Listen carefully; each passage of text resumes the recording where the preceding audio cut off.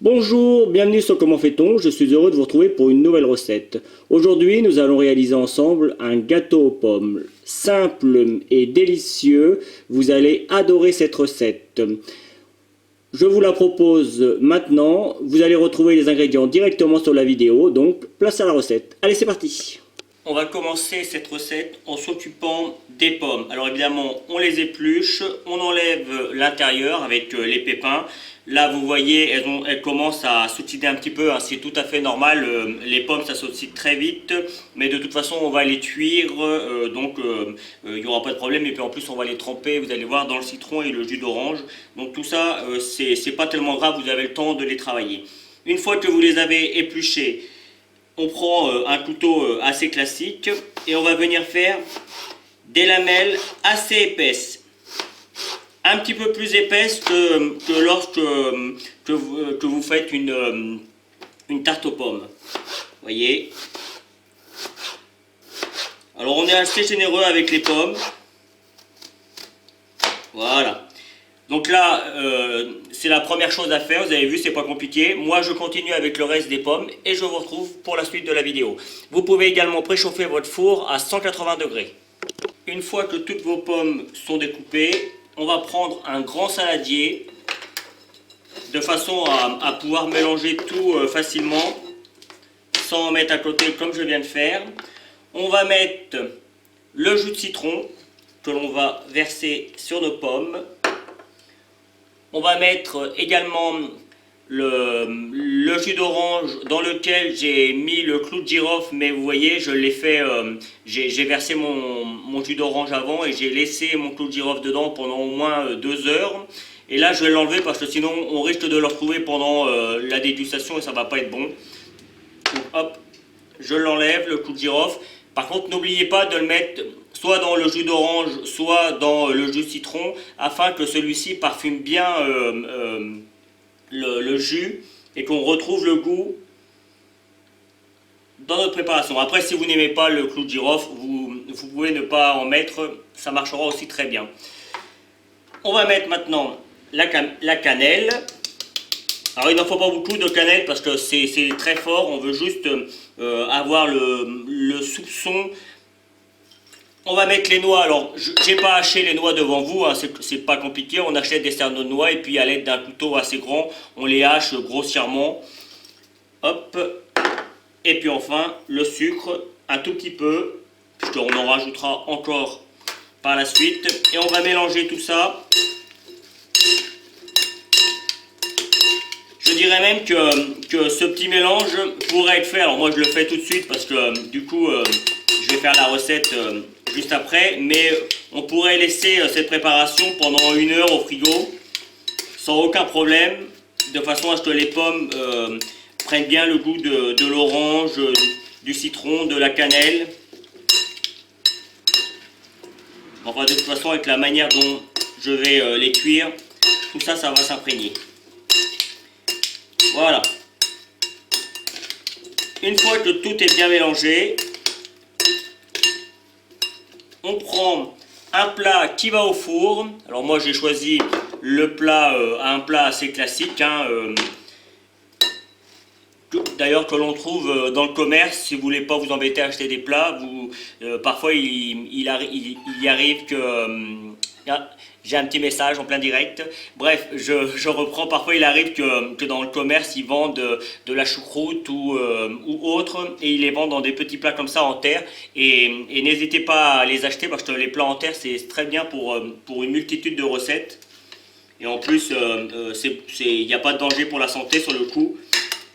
C'est mieux que les plats avec du téflon, par exemple. Donc, on remplit justement notre plat de pommes. On peut les mettre un peu comme on veut, hein. Avec la cuisson, de toute façon, les pommes vont fondre un petit peu. Donc on n'aura plus ce problème de rangement. Je vais juste récupérer les petits cerneaux de noix. Voilà. Hop. Et on vient évidemment mettre le jus un petit peu partout comme ça. Voilà. Je vais quand même les ranger un petit peu pour que ce soit pas l'anarchie. au moins sur le dessus.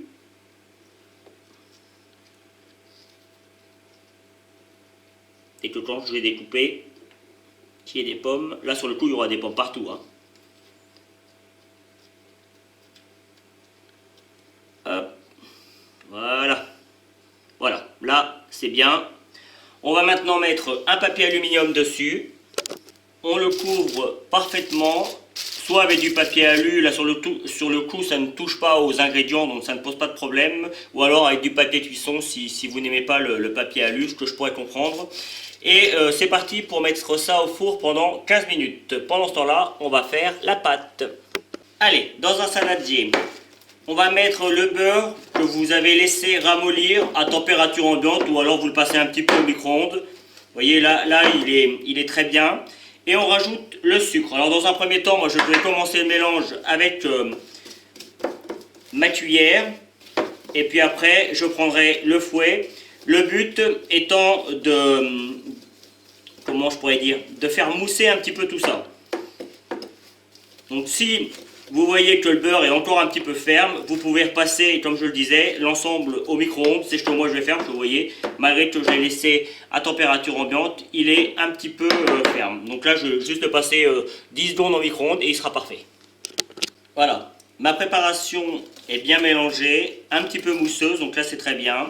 Vous voyez, hein, je ne triche pas, tout est en direct. J'aurais pu vous dire que la façon dont c'était parfait, il fallait juste le passer un petit peu au micro-ondes. Et là, on obtient quelque chose de parfait. On va rajouter maintenant l'œuf. C'est pour ça, je sais que ça ne plaît pas à tout le monde, c'est pour ça que mes vidéos sont toujours un petit peu longues comparées à d'autres.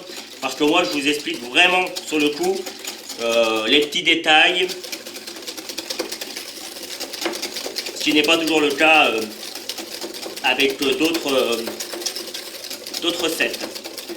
Donc on mélange, on prend l'œuf et on mélange parfaitement. Donc il n'y a vraiment pas de difficulté là sur le coup. On va prendre la farine dans laquelle j'ai rajouté également la levure chimique. Et on va l'ajouter tranquillement, un petit peu par petit peu.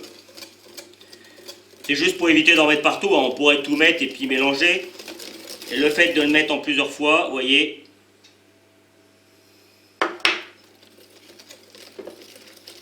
voilà, ça permet de faire quelque chose de propre et on ne perd pas beaucoup plus de temps et on obtient quelque chose parfaitement homogène. On va rajouter un tout petit peu de lait pour que la pâte soit un petit peu plus tendre, qu'elle soit plus facile après à napper sur nos pommes. Et là encore au début, on y va toujours un petit peu douce, enfin un petit peu plus tranquillement.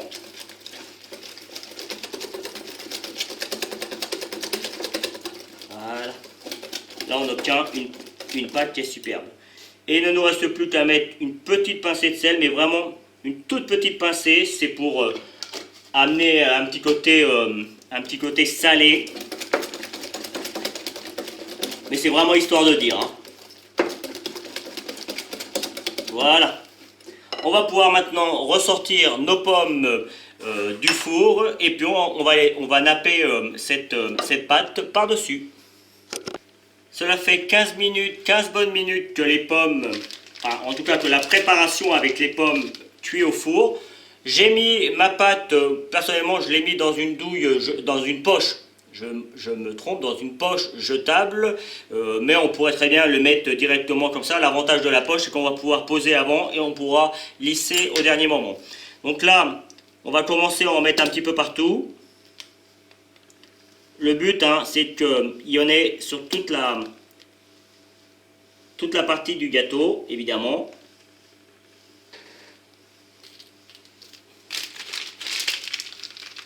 Alors moi, mon plat, il doit faire, pour vous donner une idée, je vais le mesurer, ça va être plus simple, comme ça vous le saurez. Il fait 12 cm sur 21. 12 sur 21. Donc ça va vous donner une idée de la façon dont le plat doit être.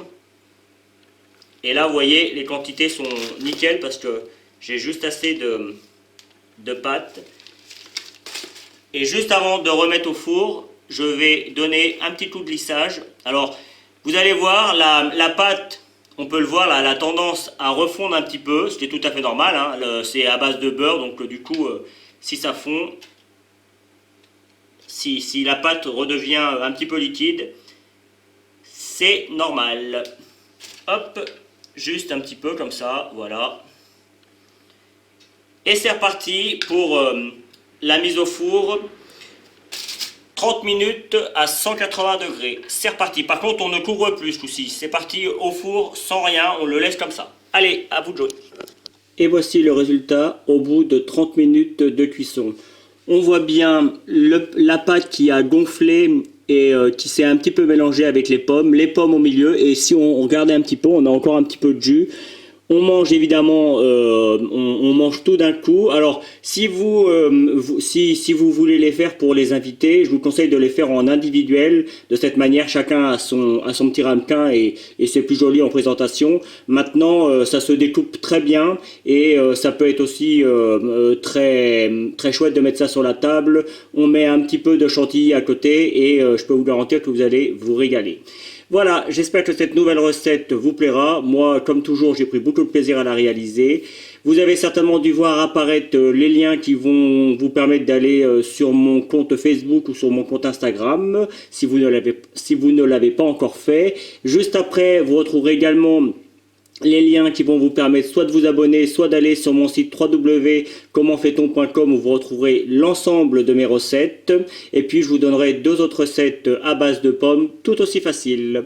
Voilà, merci d'être fidèle à Comment fait-on. À bientôt.